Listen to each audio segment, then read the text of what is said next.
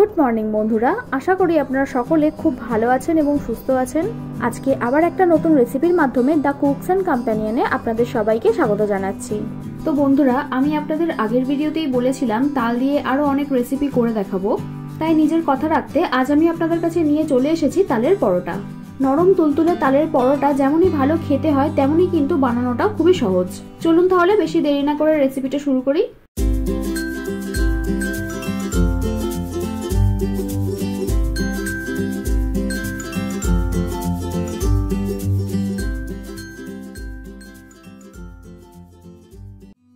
প্রথমেই আমি একটা পাত্রে 2 কাপ পরিমাণ ময়দা নিচ্ছি। আমার এই মেজারিং কাপের 2 কাপ মানে কিন্তু 500 গ্রাম ময়দা। তাল যেহেতু মিষ্টি হয় তাই টেস্টটা ব্যালেন্স করার জন্য স্বাদমতো নুন দিচ্ছি। সব শেষে 1 কাপ পরিমাণ তালের পাল্প দিয়ে দেব। এবার আমাকে এটা জল ছাড়াই বেশ নরম করে মেখে নিতে হবে।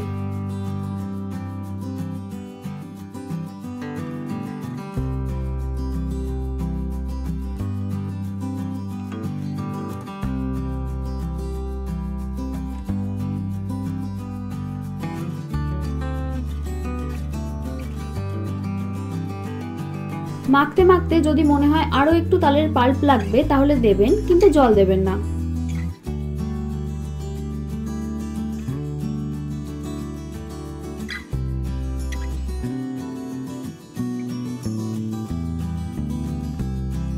এই যে ময়দাটা মাখছি এটা দিয়ে কিন্তু একইভাবে লুচিও বানানো যায়। আমার চ্যানেলে তালের লুচির ভিডিও রয়েছে, আপনারা চাইলে দেখে আসতে পারেন, আমি নিচে লিংক দিয়ে দেবো। এছাড়াও আমি তাল দিয়ে ফুলুরি বানিয়েছিলাম, সেই ভিডিওতে তাল কিভাবে ছাড়াতে হয় সেটাও খুব সহজভাবে দেখিয়েছি। আপনারা ওই ভিডিওটা আমার চ্যানেলে পেয়ে যাবেন।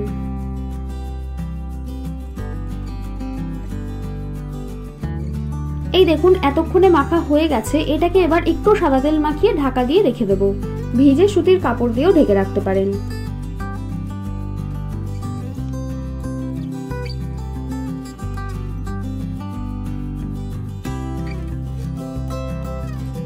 মোটামুটি আধ ঘন্টা রেস্টে রাখার পর দেখবেন ময়দার ডোটা আরো অনেকটা নরম হয়ে গেছে। আমি এটাকে আরো একবার একটু মেখে নিচ্ছি।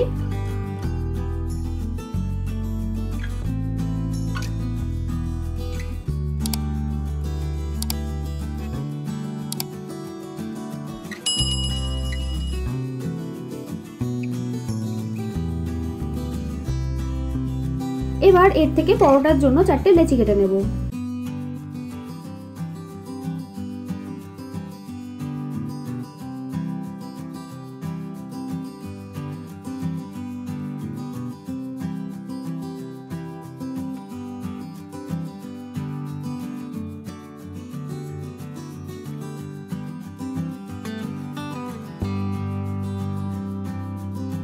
তারপর একটা একটা করে পরোটা বেলে সেঁকে নিতে হবে।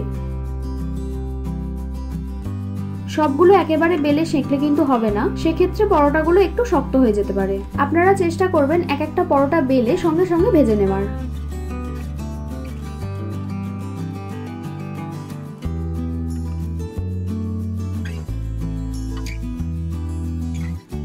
মোটামুটি ত্রিকোণ করে আমি পরোটাগুলো বেলার চেষ্টা করছি।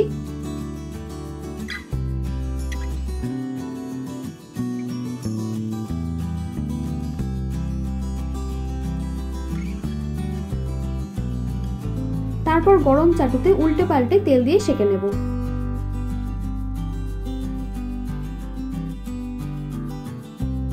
তালের পরোটা বেশিক্ষণ আগুনের সামনে রাখলে কিন্তু তাড়াতাড়ি পুড়ে যেতে পারে, তাই আপনারা বারবার উল্টে পাল্টে চিপে চিপে ভাজবেন।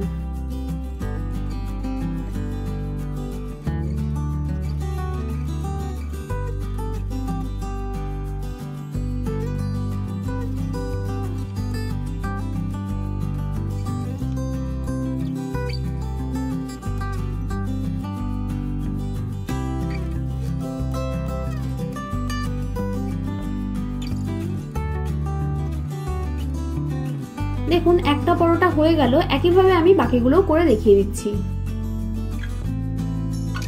তাল, রাঙালু এইসব দিয়ে পরোটা বানালে যেমন খেতে মিষ্টি মিষ্টি লাগে, তেমন বেশ নরমও হয় কিন্তু। ও হ্যাঁ, আপনাদের তো বলতে ভুলেই গেছি, এই যে তালের পাল্পটা দেখছেন এটা কিন্তু বেশ অনেক দিন পর্যন্ত স্টোর করেও রাখা যায়। কিভাবে সেটা বলে দিই। প্রথমে তালের আঁটি থেকে তালের পাল্পটা বের করে নেবেন। যদি আপনারা স্টোর না করেই সঙ্গে সঙ্গে তালের পাল্পটা বার করে কিছু বানিয়ে খেয়ে নিতে চান তাহলে সামান্য জলের ব্যবহার করতে পারেন, তাহলে তালের পাল্পটা বার করতে সুবিধেই হয়। কিন্তু যদি অনেক দিন পর্যন্ত তালের পাল্পটা স্টোর করে রাখতে চান তাহলে তালের পাল্পটা বার করার সময় একদমই জল ব্যবহার করবেন না। সাধারণত আঁটি থেকে শাঁসটা বার করার আগে আঁটিগুলো অনেকে জলে ডুবিয়ে রাখেন, এক্ষেত্রে কিন্তু জলে ডোবানোর স্টেপটাও না করাই ভালো। যাই হোক, পাল্পটা ঝুড়ি বা যে কোনো কিছুর মাধ্যমে বার করে নেওয়ার পর অবশ্যই একটা ভালো ছাঁকনির মাধ্যমে ছেঁকে নিতে হবে। হ্যাঁ, সময় লাগবে ঠিকই, তবে কাজটা একটু ধৈর্য ধরেই করতে হবে। ছেঁকে নেওয়ার পর একটা কড়াইতে তালের পাল্পটা দিয়ে একদম লো ফ্লেমে জাল দিতে বসাবেন। তালের মধ্যে যে নিজস্ব জলটা থাকে সেটা শুকিয়ে নেওয়াই হচ্ছে কাজ। যত ভালোভাবে জলটা শুকিয়ে নিতে পারবেন তত বেশি দিন কিন্তু ভালো থাকবে। যখন তালের পাল্পটা জাল দেবেন তখন কিন্তু একদমই ঢাকা দেবেন না, যতটা সম্ভব ভাপটা বেরিয়ে যেতে দেবেন। জাল দিতে দিতে যখনই দেখবেন তালের রংটা অনেকটা গাঢ় হয়ে গেছে আর জল সম্পূর্ণ শুকিয়ে গেছে, তখনই একটা ছড়ানো পাত্রে তালের পাল্পটা ঢেলে ঠান্ডা করে নেবেন।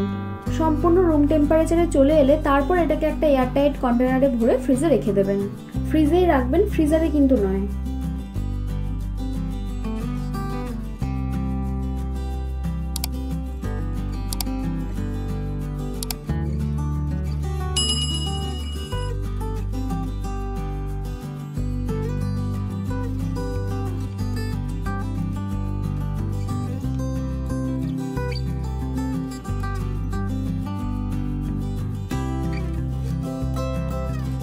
এই দেখুন, এতক্ষণে আমার সব পরোটাগুলো বানানো হয়ে গেছে। এই পরোটাগুলো কিন্তু আপনারা শুধু মুখেও খেতে পারবেন, বেশ ভালো লাগে। যাই হোক, আপনারা বাড়িতে অবশ্যই ট্রাই করবেন। আর তাল কিভাবে স্টোর করতে হয় সেটাও কিন্তু আজকের ভিডিওতে বলে দিলাম। তাহলে আজকের মতো এইটুকুই।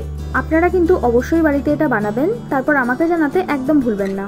ভিডিওটা ভালো লাগলে একটা লাইক করবেন আর সাবস্ক্রাইব করে আমাকে আরো উৎসাহ দিন, যাতে এইরকম দারুণ দারুণ রেসিপি আপনাদের কাছে প্রতিনিয়ত আনতে পারি। আমি রান্নায় যা যা উপকরণ ব্যবহার করেছি সেগুলো আপনারা সব ডেসক্রিপশনে পেয়ে যাবেন। আমার বানানো রান্নাগুলো এতক্ষণ সময় নিয়ে দেখার জন্য আপনাদের সবাইকে অসংখ্য ধন্যবাদ। ভালো থাকবেন, সুস্থ থাকবেন, আবার দেখা হবে নতুন কোনো রেসিপির সাথে।